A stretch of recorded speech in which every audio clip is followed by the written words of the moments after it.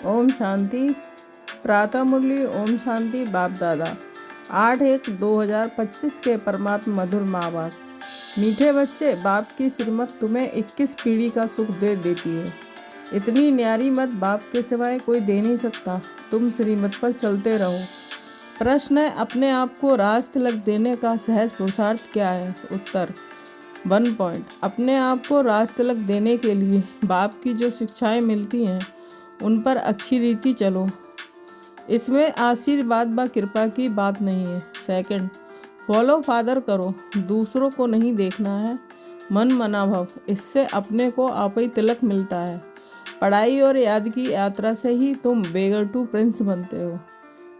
आज की मुरली से गीत बजा है, ओम नमो शिवाय। ओम शांति।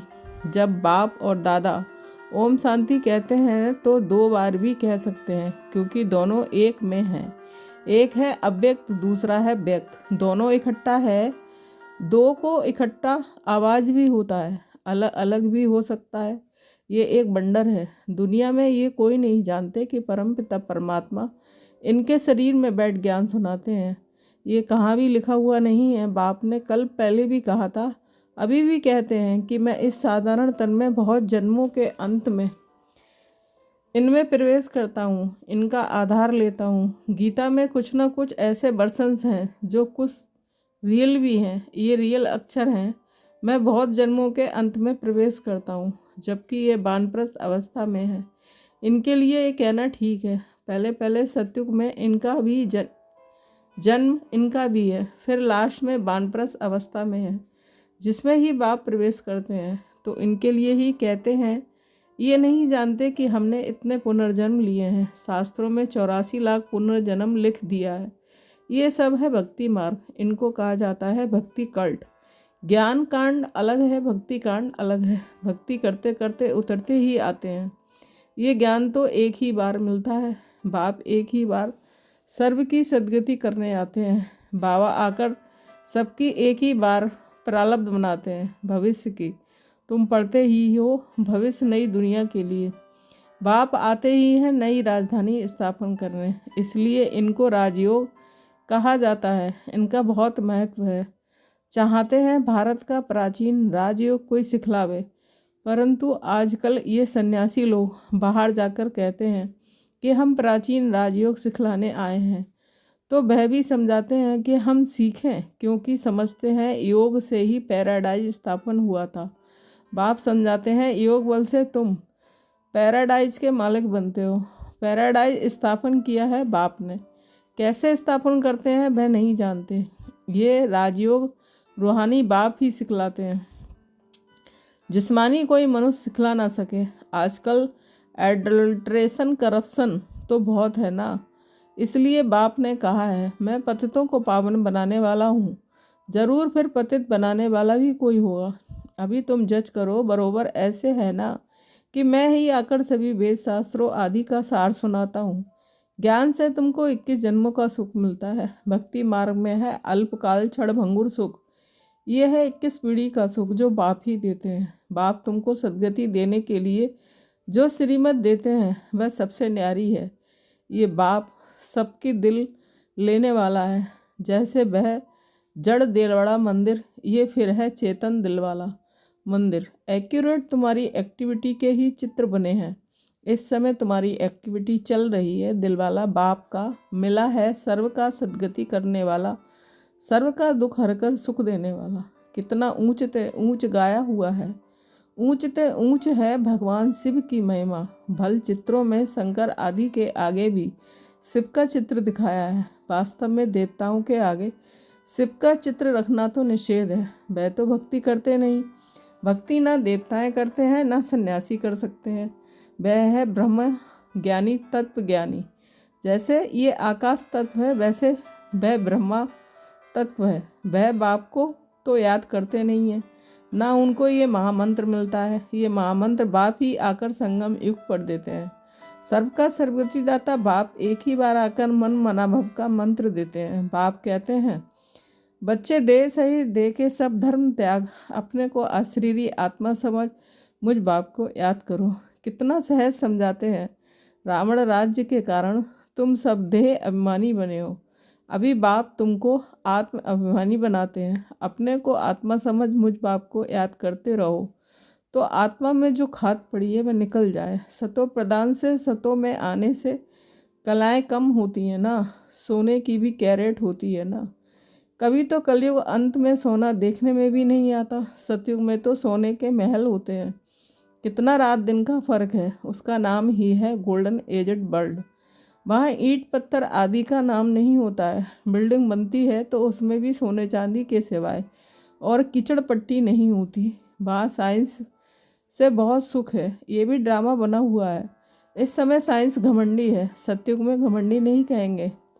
वहाँ तो साइंस से तुमको सुख मिलता है, यह है अल्पकाल का सुख, फिर इससे भी बड़ा भारी दुख मिलता है। बॉम्ब्स आदि ये सब विनाश के लिए बनाते ही रहते हैं। बॉम्ब्स बनाने के लिए दूसरों को मना करते हैं, फिर खुद बनाते रहते हैं। समझते भी हैं कि इन बॉम्ब से हमारी ही मौत होनी है, लेकिन फिर भी बनाते रहते हैं।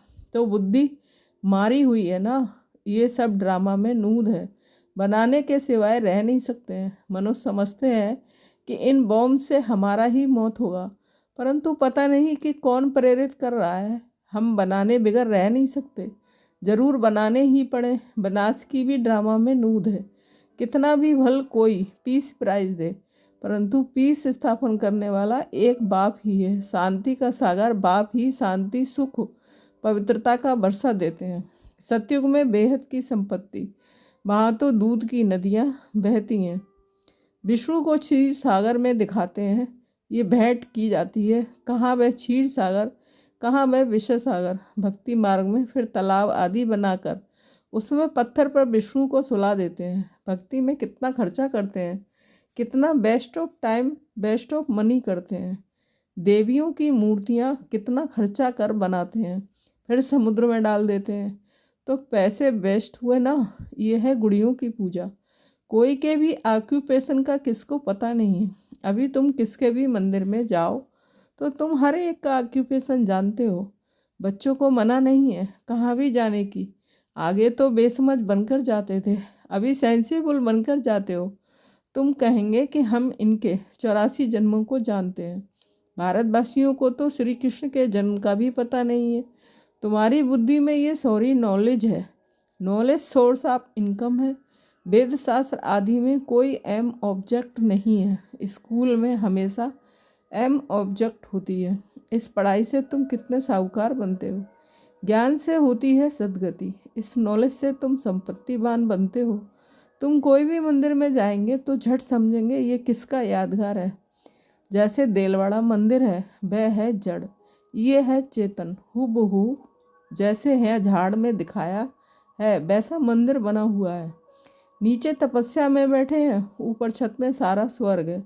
बहुत खर्चे से बनाया हुआ है, यहाँ तो कुछ भी नहीं है।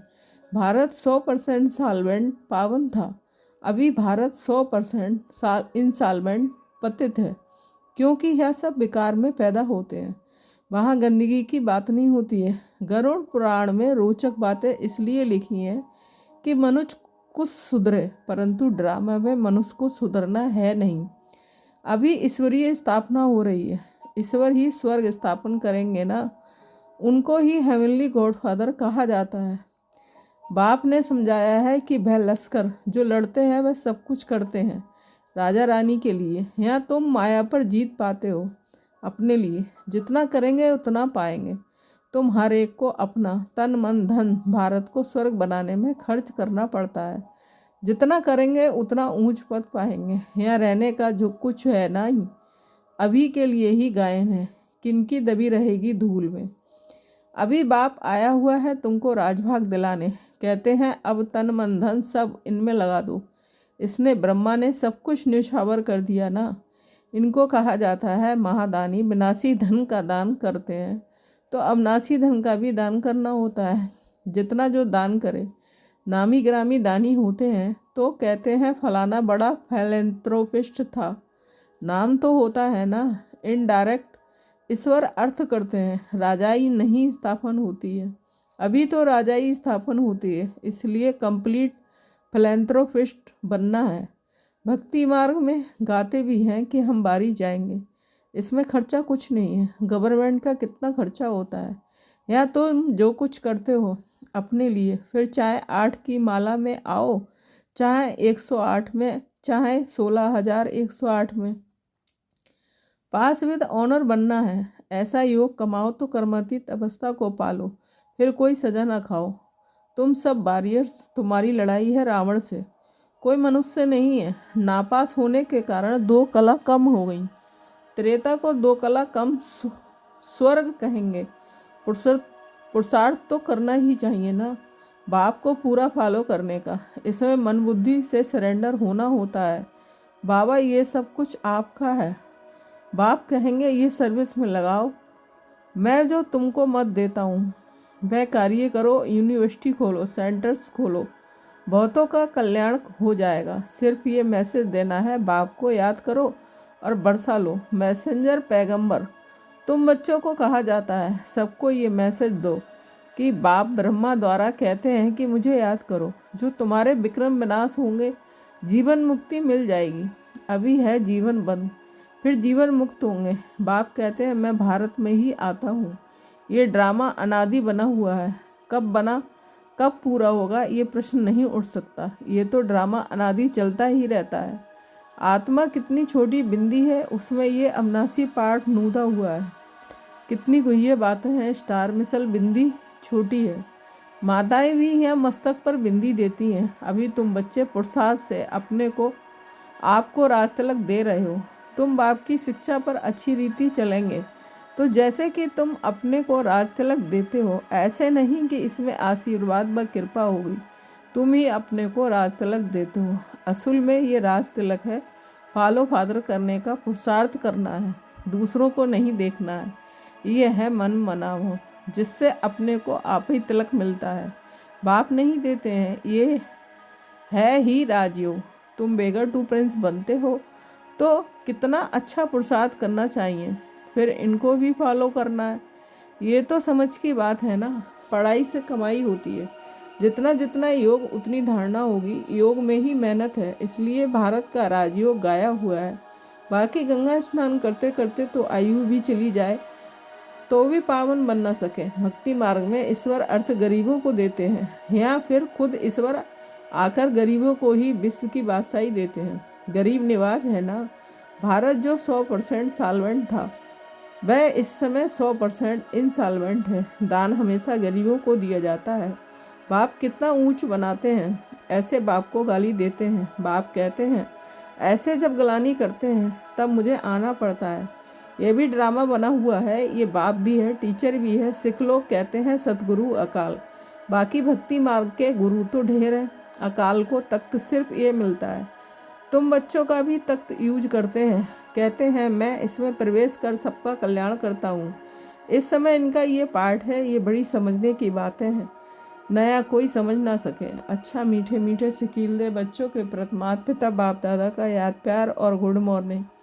रूहानी बाप की रूहानी बच्चों को नमस्ते। हम रूहानी बच्चों की रूहानी माता पिता बाप दादा को याद प्यार गुड मॉर्निंग, नमस्ते नमस्ते। शुक्रिया बाबा, शुक्रिया।